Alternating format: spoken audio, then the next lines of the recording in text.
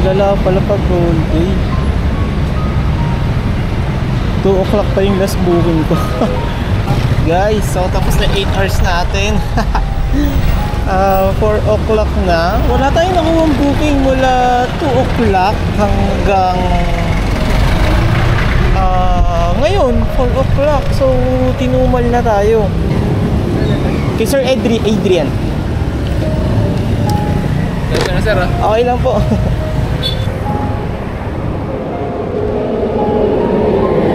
Mamiyan po.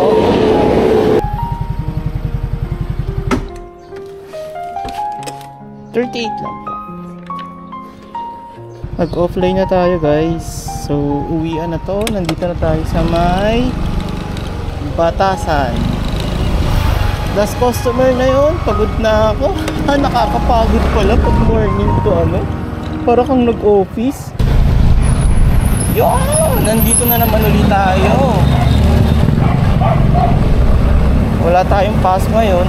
Makakabiyahe tayo ng movie. Try natin bumiyahe ng isang buong araw. Kasi ngayon wala tayong pasok eh. Naka-rest day tayo. So check natin kung magkano ba yung kikitain sa isang buong araw. Ngayon ko palang kita try ito guys. Normally bumibiyahe ako gabi lang or hapon. Pero ngayon try natin yung umaga.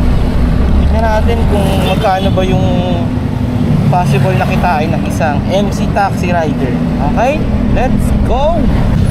Dating gabi, auto-accept pa rin tayo. So umaga ngayon, time check 7:14. Check natin kung saan tayo makakakuha ng unang booking. Kung ganitong oras ba may makukuha na ba dito sa parteng Bulacan, or baka kailangan pa rin nating lumayo para makakuha ng booking. Pero feeling ko late na ako eh. Yung mga pang umaga kasi bumabakbak yun or bumibiyahe yun, mga 5 o'clock pa lang bumibiyahe na sila. Medyo na late tayo ngayon, pero subukan pa rin natin. Yun, may first booking na tayo. So mukhang long ride dito, 250 papunta ng Cubao kay Sir Adrian. Ito na sir. Okay lang po.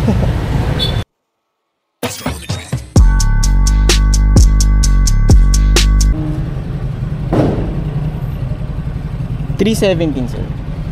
Oo nga pala, meron pala tayong Lalamove. Subukan rin natin kumuha sa Lalamove, pero i-off natin yung move it application natin. Hindi natin yan pwedeng pagsabayin. So kung wala tayong makuha ngayon kay move it, since tapos na yung rush hour, di pa tayo kay Lalamove. Pumipiyak pa ako.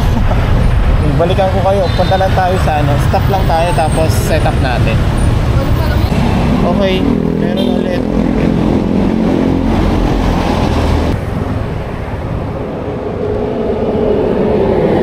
Mamiyan po.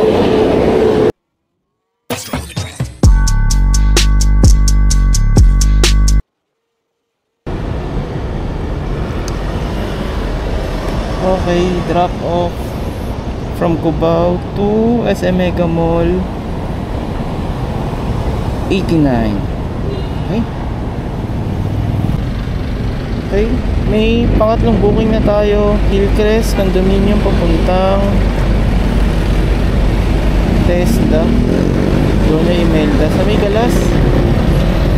Let's go. Sir Kyle? Kyle po? Yeah. Cubao to E-Road, 80 pesos. Okay, may pasahero na ulit. Ma'am Lani po. Mahirap nung kanina, paahon. Inabot sa akin ni ma'am yung bayad sa isang kamay ko. Tapos yung helmet na dala niya. Time check, 10:46. Nag-start tayo ng 7. Ang cash on hand na natin is 536 na. Okay, may booking na ulit. So Manila, Dapitan Sports Complex to Manila lang din, Santa Cruz. Okay, let's go. May ano ka na, rider? Dito na daw siya, hindi ko Leonard. Nalin po. Kuya, pwedeng sa ano na lang? Through online payment. Gcash po. Sige po. Pwede po. Apo. Yun, Sampaloc to Santa Cruz. 55 yung binayad ni ma'am. 52 lang yung pumasahe niya. May tip siya na 3 pesos. Offline muna tayo. Time check, 12:12 na. Tanghali. Grabing init. Buti may konting kulimlim. Ayun o, ganyan o. Pero pag uminit siya, grabe. Nakakahubos ang lakas. So ngayon, kakain muna tayo. Cash on hand natin, nasa 602 pesos pa lang. Alas 12 na. Balikan ko kayo mamaya, kakain lang ako. Kain na rin kayo mga sir. Ay, may booking na ulit.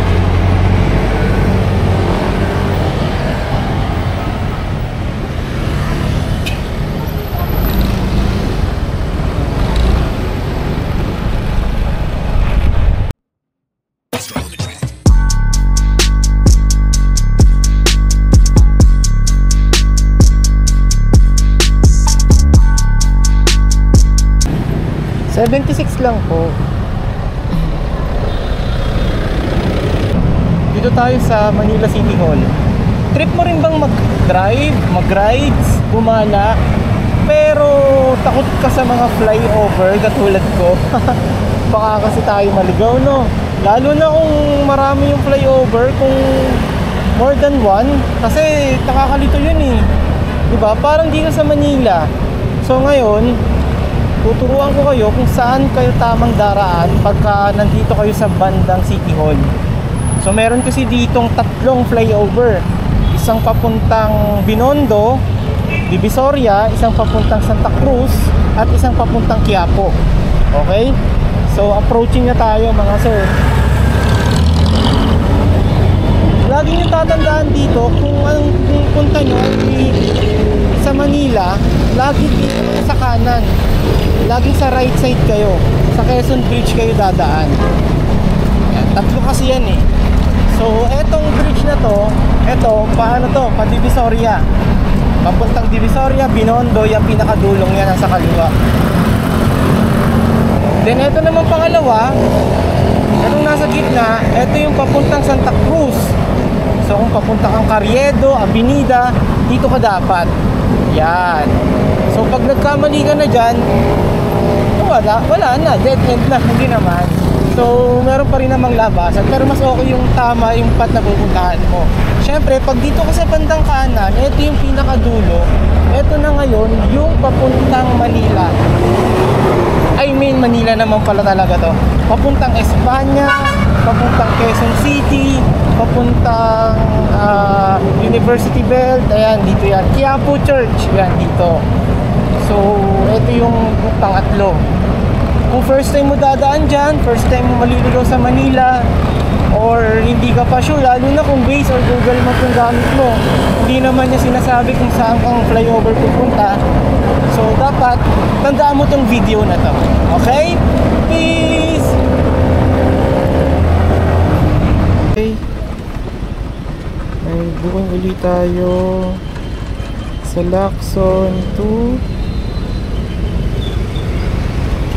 Sisa. Okay, let's go. Ma'am Jill po.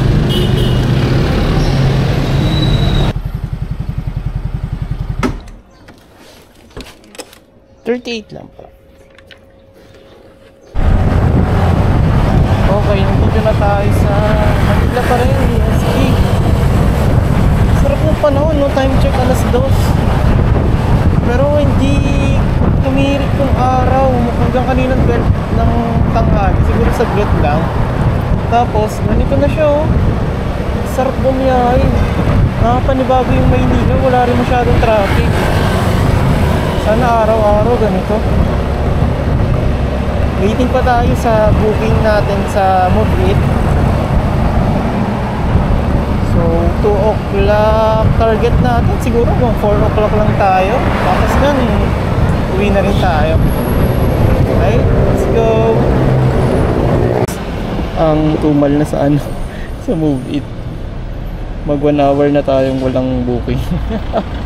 Tambay tayo kaya sumisipat tayo dito. Nakaka 736 pa lang tayo sa Move It. Check muna tayo dito. Tumal, 249. 249 na yun, ka-alas-stress na. Ang lala pala pag whole day. 2 o'clock pa yung last booking ko. Mas okay pa yung part-time. Parang same lang din naman ang ng kikitain. Last booking ko 2 o'clock, mag 4 o'clock na wala pa rin tayong nakukuhang booking. Pero ngayon siguro labasan na, makakuha na tayo nun. Sa Lalamove naman, hindi din ako makakuha.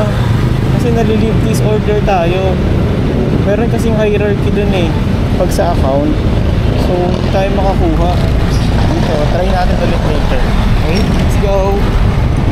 Guys, so tapos na 8 hours natin. 4 o'clock na. Wala tayong nakuhang booking mula 2 o'clock hanggang ngayon 4 o'clock. So tinumal na tayo. Pero I'm sure mamayang alas 5 yan.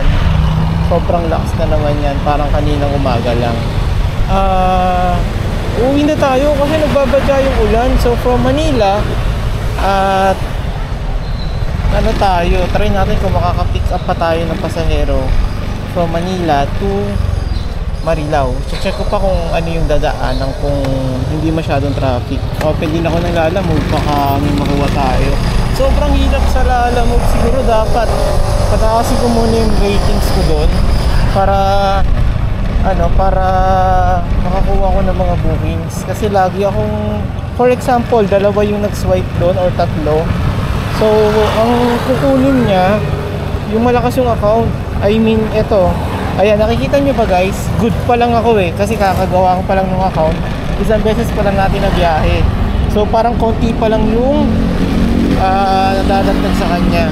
So, ang problema guys, pag meron kayong kasabay na nag-swipe, tapos excellent or di ko alam kung ano yung account na pinakamalakas dyan, bump off ka na doon. Ibig sabihin, leave disorder ka na. So kailangan pataasin muna natin yan. Isang araw guys, Lalamove tayo. Lalamove lang, walang halong move para mapataas natin yan. So yun lang muna guys. Uuwi na tayo. Ang kinita natin ay 732. So okay na ba yun? Sa inyo, sa 8 hours na biyahe, parang same lang din ang kinikita ko pag nagpa-part-time ako, or minsan nga mas malaki pa yung kinikita ko ng part-time. So, kita-kita tayo ulit sa next ride natin. I-update ko rin kayo kung meron tayong makuhang booking pa from here to Marilao. Okay? Let's go! Ayun guys, pinasukan pa tayo ng booking pa uwi. 119. Nag-offline na tayo guys. So, uwian na to. Nandito na tayo sa may Batasan. Last customer na yun, pagod na ako. Nakakapagod pala pag morning to para kang nag-office. So nakaan tayo guys, 800 plus, 832, 851 to be exact yung na-collect natin na fare. And ayun, pareho lang siya nung part-time hustle natin. Minsan yan nakaka 1K pa tayo sa 4 hours or 4 to 5 ganon, especially pag gabi. Pero hindi naman kasi talaga pare-pareho yung araw. May araw na malakas, may araw na matumal. So kanina kasi tinumal tayo ng tanghali. Though malakas yung unang mga natin, yung unang mga pasada natin kanina, pero ang liliit ng mga pamasahe no? Isa lang yung malaki, 300 plus lang, yun na yung medyo malaki, and then yung iba puro less than 100.